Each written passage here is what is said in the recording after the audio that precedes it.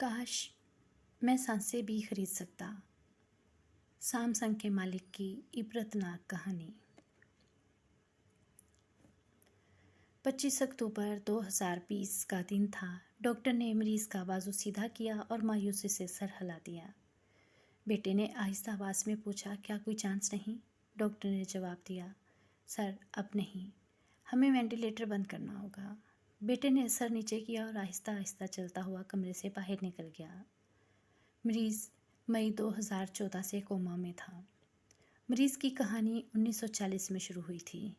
इसके वालिद ने जनूबी कोरिया के शहर टाइगो में छोटी सी कंपनी बनाई। कोरियाई ज़बान में 3 सितारों को सैमसंग कहते हैं।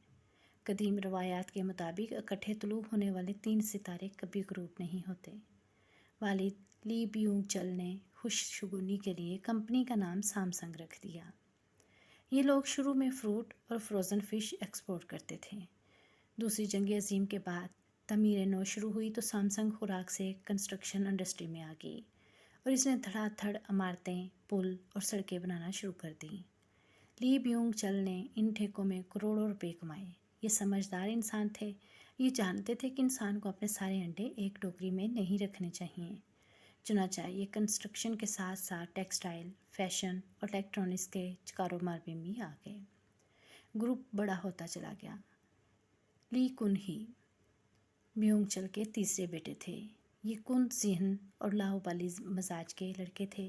पढ़ाई में दिल नहीं लगता था, लेकिन वालिद इन्हें हर हाल में पढ़ाना चाहते थे। ली कुन ही ने वेस्टा यूनिवर्सिटी से इकनॉमिक्स की डिग्री ली और बिज़नेस की आला तालीम के लिए जॉर्ज वाशिंगटन यूनिवर्सिटी अमेरिका में दाखिला ले लिया। जॉर्ज वाशिंगटन का दौर ली की ज़िंदगी का फजूल और नाकाबिले बयान ज़माना था। ये अपनी डिग्री तक मुकम्मल ना कर सके। वालिद ने इन्हें वापस बुलाया और कंस्ट्रक्शन और ट्रेडिंग के काम में लगा दिया। ये गिरते पड़ते ये काम करते रहे। वालिद इनकी कारकर्दगी से मुतमिन नहीं थे। इनका ख्याल था ये पूरी कंपनी को डुबो देंगे। वालिद 1987 में इंतकाल कर गए और ली को मजबूरन कंपनी संभालना पड़ गई।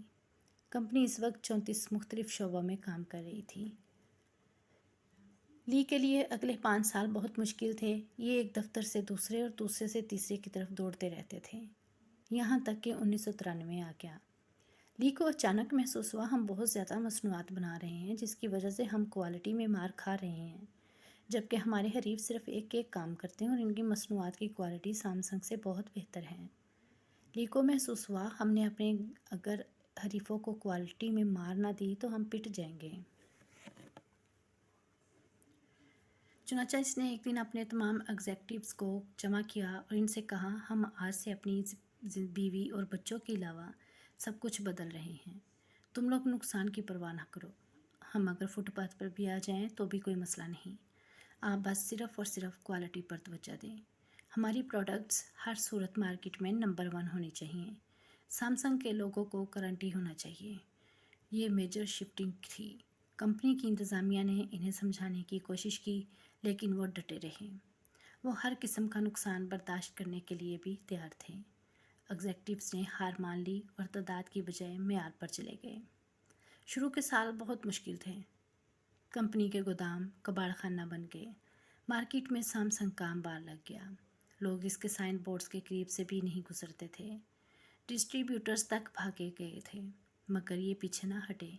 1995 में एक तरफ कंपनी का बेड़ा गर्क हो गया और दूसरी तरफ ली कुन ही पर जनूबी कोरिया के सदर रुह ताए वो को $30 मिलियन रिश्वत देने का इल्ज़ाम लग गया।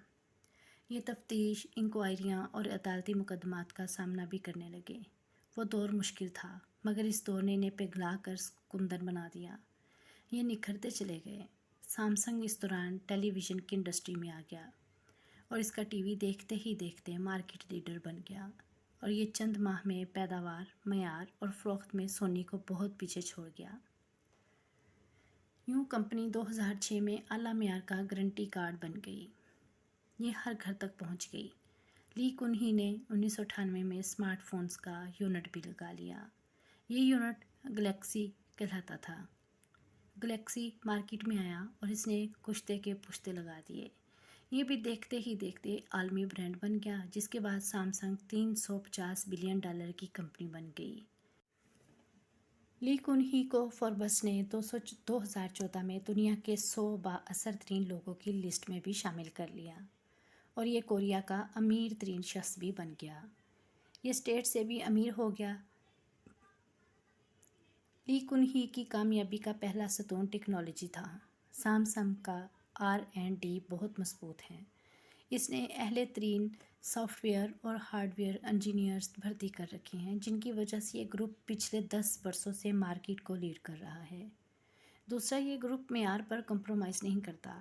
آپ ان کی کوئی پروڈکٹ اٹھا کر دیکھ لیں، پیکنگ سے لے کر سائز تک، آپ کو اس کا معیار حیران کر دے گا۔ اور تیسرا، لی کن ہی خرید و فروخت کا ایکسپرٹ تھا۔ یہ راستے کی ہر رکاوٹ کو خرید کر یا گرا کر آگے نکل جاتا تھا۔ یہ جنوبی کوریا کے قوانین تک بدل دیتا تھا۔ یہ اپنی مرضی کی حکومتیں بھی لے آتا تھا اور اعلیٰ عدالتوں کے جج بھی بدل دیتا تھا۔ چنانچہ یہ اسٹیٹ کے اندر ایک اسٹیٹ بن گیا اور یہ اسٹیٹ اصل اسٹیٹ سے بڑی اور مضبوط تھی۔ آپ جنوبی کوریا کی تاریخ نکال کر دیکھ لیں، آپ کو ملک کے ہر سیاسی اتار چڑھاؤ کے پیچھے سامسنگ اور لی کن ہی ملے گا۔ یہ درجنوں مرتبہ انکوائریوں، تفتیشوں اور مقدمات کا ہدف بنا۔ اس پر صدور کے رشوت دینے کے الزام بھی لگے اور اسے سیاسی خرید و فروخت کا بیوپیاری بھی کہا گیا۔ 2008 میں اس پر ٹیکس چوری کے الزامات ثابت ہو گئے۔ اسے سزا بھی ہوئی، لیکن اس نے عدالت اور حکومت دونوں کو خرید لیا۔ سزا معاف ہو گئی، تاہم اسے انٹرنیشنل اولمپک کمیٹی کا عہدہ واپس کرنا پڑا۔ یہ پورے کوریا میں بدنام تھا، مگر اسے کوئی پریشانی نہیں تھی۔ یہ میدان میں ڈٹا رہتا تھا۔ یہ خود اپنے منہ سے کہتا تھا، آپ اگر دولت سے آسانیاں نہیں خرید سکتے تو پھر آپ کو دولت مند ہونے کا کوئی فائدہ نہیں۔ چنانچہ یہ سامنے موجود ہر شخص کو چند لمحوں میں خرید لیا کرتا تھا۔ اس کی یہ عادت اتنی پختہ ہو چکی تھی کہ اس نے آخر میں زندگی کو بھی خریدنے کی کوشش کی شروع کر دی۔ چیئرمین لی کن ہی کو 2014 میں ہارٹ اٹیک ہوا اور یہ کوما میں چلا گیا۔ اس کی وصیت کے مطابق اسے وینٹیلیٹر پر شفٹ کر دیا گیا اور اس کے لیے نئی ادویات کی ایجاد کا کام شروع کر دیا گیا۔ سامسنگ نے درجنوں ریسرچ اداروں کو فنڈنگ کی، بڑے سے بڑے ڈاکٹر کا بندوبست کیا اور قیمتی سے قیمتی ترین ادویات بنوائی گئیں، مگر لی کن ہی کومے سے باہر نہ آ سکا۔ اس کے بیٹے لی جے یونگ نے کمپنی کی انان سنبھال لی۔ یہ اپنے والد کو ایک بار پھر اپنے پاؤں پر کھڑا دیکھنا چاہتا تھا۔ اس کی شدید خواہش تھی، یہ ایک بار اپنے منہ سے بولیں، یہ اپنے ہاتھ سے کھائیں اور ایک بار، جی ہاں ایک بار، اپنی آنکھ کھولی سامسنگ کی نئی اسکرین دیکھیں۔ لیکن لی جان یونگ کی کوئی کوشش باور نہ ہو سکی اور یوں 25 اکتوبر 2020 کی وہ شام آ گئی جب ڈاکٹر نے مایوسی کا اعلان کر دیا۔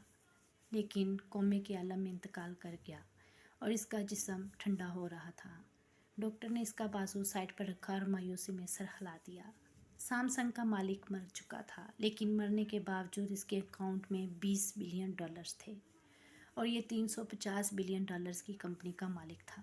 مگر $350 بلین کی کمپنی اور $20 بلین کے اکاؤنٹس موت کا مقابلہ نہ کر سکے۔ مسافر 6 سال کی طویل نیند کے بعد اگلے سفر پر روانہ ہو گیا۔ لی کن ہی کی موت نے ایک بار پھر ثابت کر دیا، انسان دنیا میں دولت کے ذریعے سب کچھ خرید سکتا ہے، لیکن یہ اتنا ہی بڑا بیوپیاری کیوں نہ ہو، یہ ایک بھی اضافی سانس نہیں خرید سکتا اور اس کے پاس قدرت کے سامنے ہارنے کے سوا کوئی چارہ نہیں ہوتا۔ کہتے ہیں انسان اگر زندگی کی خرید کر سکتا تو ہم آج نمرود اور فرعون کی خدائی بھی سانس لے رہے ہوتے۔ موت وہ امر ربی ہے جس کے پاس رہی اللہ لی کن ہی جیسے لوگوں کو یہ پیغام دیتا ہے، جاؤ تم جتنا بھاگ سکتے ہو بھاگ لو، لیکن تم نے آخر میں میرے پاس ہی آنا ہے۔ میں تمہیں کائنات کے کسی کونے میں چھپنے نہیں دوں گا اور چھپنے دینا بھی نہیں۔ تاریخ انسانی خداؤں کا قبرستان ہے۔ آپ کسی دن تاریخ کے قبرستان میں جھانک کر دیکھیں، آپ کو ہر قبر میں کوئی نہ کوئی ایسا شخص لیٹا ملے گا جو خود کو ناقیس بھی سمجھتا تھا اور ناقابل شکست بھی۔ لیکن پھر کیا ہوا؟ سن کنگ سے لے کر مون کوئن تک دنیا کے ہر ناگزیر کے لیے آخری لحاظ ثابت ہوئی اللہ کی اس دنیا میں۔ لیکن جیسا شخص بھی 6 سال ہسپتال میں بستر پر لیٹ کر آنکھ نہیں کھول سکا، اور اسے امیر تیمور اور ہٹلر جیسا شخص بھی خالی ہاتھ واپس جاتا ہے، لیکن ہم اس قبرستان میں پوری زندگی میں کی آوازیں لگاتے رہتے ہیں اور ہمیں شرم بھی نہیں آتی۔ بھائی میرے، اپنی اوقات دیکھ کر بولو، تم کورونا کا مقابلہ تو کر نہیں سکتے، زندگی اور موت دینے والے کا کیا خاک مقابلہ کرو گے؟ مٹی کی مٹھی ہو، مٹی بن کر رہو، خدا نہ بنو، کیونکہ خدا اپنے سوا کسی کو خدا نہیں رہنے دیتا۔